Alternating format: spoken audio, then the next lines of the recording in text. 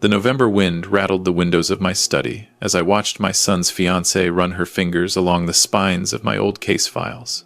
Victoria had excused herself from our Thanksgiving dinner preparations, claiming she needed to take a work call. But through the crack in my study door, I could see her doing something else entirely. She was photographing my bookshelves with her phone. My son David had brought Victoria to our family cottage in Muskoka for the long weekend. They'd been dating for 8 months, and he was head over heels.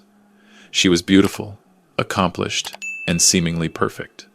Director of a nonprofit helping at-risk youth in Toronto, spoke 3 languages, volunteered at soup kitchens. The kind of woman any father would be thrilled to welcome into the family. But something wasn't right. I'm Robert Harrison, 64 years old, retired RCMP detective, with 3 decades of service. I'd worked everything from organized crime to financial fraud, and I'd learned to trust my instincts. Those instincts were screaming now. "Dad, have you seen Victoria?" David called from the kitchen. I stepped back from the door, my pulse quickening. "She mentioned taking a call. Son, check the back deck." Victoria emerged from my study moments later, her smile bright and innocent. "Sorry, everyone. Work emergency. You know how it is with the fundraising campaign." She kissed David's cheek and rejoined the dinner preparations as if nothing had happened. But I'd seen what I'd seen. That evening, as we gathered around the fireplace after dinner, Victoria steered the conversation toward my career. "Robert, David mentioned you worked on some pretty high-profile cases. The Pearson corruption scandal, the Westmount smuggling ring. That must have been fascinating." I sipped my whiskey, watching her carefully. "It was a long time ago. But you must have so many stories, so much documentation." Her eyes flickered toward the study. "I imagine you kept files, notes, evidence that never made it to trial." There it was. The thing that had been bothering me crystallized in that moment. She wasn't asking out of polite interest. She was fishing. "Most of it's classified or destroyed per protocol," I said evenly. "Standard procedure when cases close." Something flashed in her eyes. Disappointment? Frustration? It vanished so quickly I might have imagined it. Later that night, after David and Victoria had retired to the guest room, I sat in my study thinking, 30 years as a detective teaches you that coincidences are rare. Victoria's interest in my old cases, her questions about my pension and property, the way she'd positioned herself in my life through my son, it all felt orchestrated. I did something I wasn't proud of. I installed a small wireless camera in my study, hidden behind a row of law books. If my instincts were wrong, I'd remove it and apologize to the universe for being a paranoid old man. If they were right, the next morning, David and Victoria drove back to Toronto. Victoria hugged me goodbye, her smile warm. "Thank you for such a wonderful weekend, Robert. I can't wait to be part of this family." "We're glad to have you," I said, the words tasting like ash. I gave it 3 days. 3 days of checking the camera feed on my laptop, seeing nothing but an empty study. I started to feel foolish. Maybe I was just a father who didn't want to lose his son. Maybe Victoria was exactly who she appeared to be. Then, on the 4th day, my phone buzzed with a motion alert. The footage showed Victoria letting herself into my cottage. She must have copied my key during the weekend. She moved quickly to my study, pulled out a portable scanner, and started going through my files systematically. She wasn't just photographing now. She was copying everything. My hands shook as I watched. But the worst part came when she answered a phone call. "I'm in," she said. The old man kept more than he admitted. Personal notes on the Pearson case, including the informant list. The Westmount evidence logs, showing the missing cocaine that never made it to the evidence room. "This is gold, Marcus." She listened to the response, laughing. "David's so desperate for Daddy's approval, he'll never suspect. Once we're married, I'll have legitimate access to everything. Joint bank accounts, power of attorney when the old guy eventually needs care. We can milk this for years." My chest tightened. Not just the betrayal of me, but of my son. "The blackmail targets," Victoria continued. "At least a dozen former officers and politicians who'd pay serious money to keep their names out of this. We're talking millions, Marcus. And if Harrison tries to interfere, we have enough dirt on him to bury his reputation and his pension." She hung up and continued scanning files for another hour before leaving. I sat in the darkness of my cottage, the autumn wind howling outside, and felt something I hadn't felt in years. Not anger, not fear, but the cold, methodical clarity that had made me good at my job. I picked up my phone and scrolled to a number I hadn't called in 3 years. "Jim, it's Robert Harrison. I need a favor." Jim Kowalski had been my partner for 15 years before he moved to the RCMP's Integrated Proceeds of Crime Unit. If anyone could help me navigate this quietly, it was him. "Robbie, you old dog. Thought you'd forgotten about us working stiffs. What's going on?" I explained everything. The footage, Victoria's plans, the threat to David. Jim was quiet for a long moment. "This is delicate, Rob. She hasn't actually committed blackmail yet, just theft of documents that, technically, you shouldn't have kept." "I know, but," he continued, "if she's part of a larger operation targeting retired law enforcement, that's something we'd be very interested in. This Marcus she mentioned, we might already have a file on him. Let me make some calls." 2 days later, Jim called back. "Marcus Chen. Ring any bells?" "Should it?" "He ran a sophisticated identity theft ring 5 years ago. Served 18 months. Got out and went quiet. We suspected he was building something new, but we couldn't get eyes on it. If he's working with your son's fiancée, then we have an opportunity." "Exactly. Here's what I'm thinking. The engagement party is in 3 weeks, right? At your son's condo in Toronto?" "That's right." "Perfect. We let it play out, see who else is involved. Then we shut it down hard." I hesitated. "Jim, my son loves this woman. When he finds out, would you rather he marry her and spend the next decade being systematically robbed and manipulated?" He was right, but it didn't make it any easier. The next 2 weeks were torture. I had to act normal around David, who called me regularly with wedding planning updates. He was so happy, so oblivious. Victoria had her hooks in deep. I used the time to dig. My retirement hadn't dulled my investigative skills. I found 3 other retired officers who'd been approached by attractive younger people who seemed very interested in their old case files. 1 had been blackmailed. 2 had narrowly escaped. All described the same pattern: romance, access, exploitation. Victoria and Marcus weren't just opportunistic criminals. They were running a sophisticated long con targeting anyone with potential leverage material from careers in law enforcement. The night before the engagement party, David called.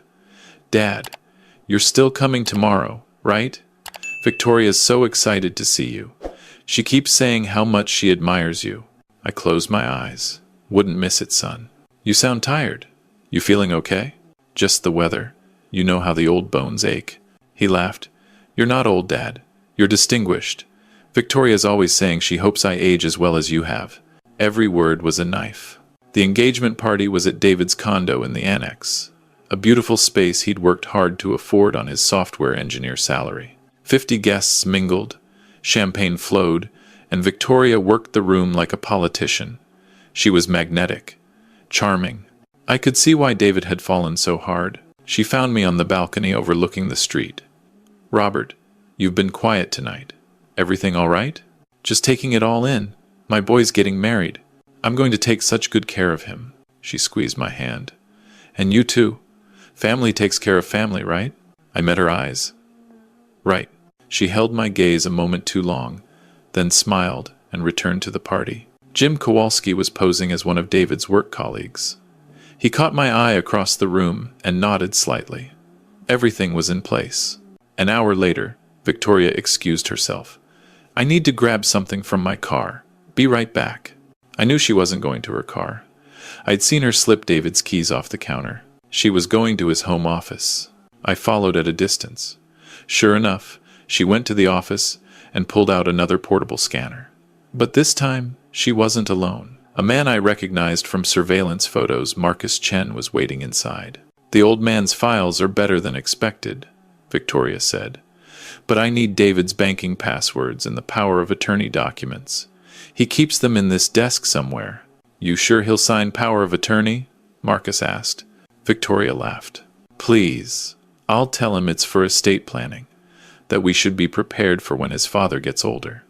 David will do anything I suggest. He's pathetically devoted. And when you've drained everything, we disappear. David gets a Dear John letter. Harrison gets an anonymous package with copies of his illegal case files sent to every news outlet in Canada. They both end up too destroyed to come after us. That was when I opened the door. Interesting plan. Victoria spun around, her face cycling through shock, fear, and then cold calculation. Robert, this isn't what it looks like. Really. Because it looks like you're planning to destroy my son's life and blackmail me using files you stole from my cottage. Marcus moved toward the window, but Jim Kowalski stepped into the doorway behind me. RCMP. Nobody's going anywhere. 2 more officers appeared in the hallway. Victoria's composure cracked. You can't prove anything. Those files are illegally held evidence. You'd implicate yourself. Actually, Jim said, we've been building a case on your operation for 6 months. 3 other victims have come forward. We have wiretaps on Marcus. And as of an hour ago, we have a warrant for your arrest. I pulled out my phone and played the footage from my cottage. Victoria watched herself on screen, confessing everything to Marcus. You recorded me, she whispered. In your home. That's entrapment. That's home security, I said. Perfectly legal, especially when someone copies your key without permission and commits breaking and entering. David will never believe you. He loves me. David deserves the truth. As if summoned, my son appeared in the doorway. His face was white. Victoria? David, baby, they're setting me up. I heard everything. His voice shook. The apartment has a security system, audio and video. I was showing your dad how it worked on my phone, and we heard. He couldn't finish. The betrayal in his eyes was devastating. Victoria tried one more angle. You're hurting. I get it. But think about what they're asking you to believe. Would I really? I checked my banking app during the party, David interrupted. You know, because you suggested we should combine our accounts after the wedding. I wanted to see my balance, make sure I could contribute fairly. He pulled out his phone. But there's a $15,000 withdrawal I didn't make, from 2 weeks ago. Right after I gave you my card to pick up dinner because I was working late. Victoria said nothing. How long? David asked. How long have you been stealing from me? It was supposed to be a surprise, she tried. For the honeymoon. Don't. His voice cracked. Just don't. Jim stepped forward with handcuffs. Victoria Chen, Marcus Chen, you're both under arrest for fraud, theft, conspiracy to commit blackmail, and breaking and entering. You have the right to remain silent. As they read the Miranda rights, Victoria stared at me with pure hatred. You self-righteous bastard. You think you've won? I'll tell everyone about those files. Your reputation is built on 30 years of honest service, I said quietly. The files I kept were copies of my own notes. Personal journals, completely legal. But even if they weren't, I'd rather face consequences for my mistakes than let you destroy my son. They led her and Marcus away. The other party guests had been quietly evacuated by officers. It was just David and me in the suddenly silent apartment. My son sat down heavily on the couch, his head in his hands. I'm such an idiot. I sat beside him. No. You're someone who wanted to love and be loved. That's not idiotic. That's human. I introduced her to you. To everyone. I was going to marry her. She was a professional, David. This is what she does. She studies people, finds their vulnerabilities, exploits them. You're not the first, and sadly, you won't be the last person taken in by someone like her. How did you know? I told him about the instincts, the camera, the investigation. I wanted to be wrong, I admitted. I wanted her to be everything she seemed. For your sake, the money she took, we'll get it back. Jim will make sure of that. We sat in silence for a while. Through the window, I could see the city lights, indifferent to our small tragedy. Dad? David's voice was small. How do I trust anyone again? It was the question I'd been dreading. You just do. Because the alternative is letting people like Victoria win. They want to make us cynical, closed off. But most people aren't like her. Most people are good, even after everything you saw in 30 years as a cop, especially after that. I saw the worst of humanity, sure. But I also saw people risk their lives for strangers. Parents protect their children. Communities come together. The good outweighs the bad, son. You just have to remember that. He leaned against my shoulder like he used to as a child. I'm glad you were paranoid. Me too. Over the next few weeks, the case against Victoria and Marcus grew. Jim's team uncovered an entire network targeting retired law enforcement across Ontario and Quebec. 7 people were arrested. Dozens of victims came forward. The money David lost was recovered, along with a substantial amount from other victims. Victoria tried to cut a deal, offering to testify against Marcus in exchange for a reduced sentence. The Crown wasn't interested. She got 6 years. Marcus got 8. David threw himself into therapy and work. He was hurt, angry, betrayed, but he was also resilient. We spent more time together. Fishing trips, hockey games, long conversations about everything and nothing. 6 months after the arrest, we were back at the cottage for the Thanksgiving weekend. Just the 2 of us this time. I met someone, David said casually as we split firewood. My heart clenched. Yeah? At work? She's a project manager. Smart, funny, normal. We're taking it slow. That's good. I told her everything. About Victoria. About what happened. I figured if she was going to run, better to know now. What did she say? David smiled. She said anyone whose dad loves them enough to install spy cameras is probably worth getting to know. I laughed. It felt good. That evening, as we sat by the fire, David said, I never thanked you properly. For what? For protecting me. For trusting your instincts. For being willing to be the bad guy if it meant keeping me safe. That's what parents do. Yeah, but... He struggled for words. I know it hurt you too, watching me get hurt, having to be the one to expose it all. That couldn't have been easy. It hadn't been. But seeing him here, healing, moving forward, it made everything worth it. You know what I learned from all this? David asked.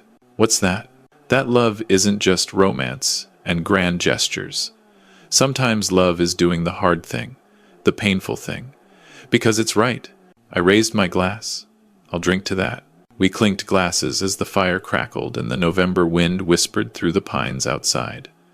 Somewhere in Toronto, Victoria was starting her sentence. Marcus was learning that crime didn't pay. And here, in our family cottage, my son was learning to trust again. I'd spent 30 years fighting crime. But this, protecting my son, teaching him that not everyone is corrupt, helping him heal, this felt like the most important case I'd ever worked. Not every story has a happy ending. Sometimes the bad guys win.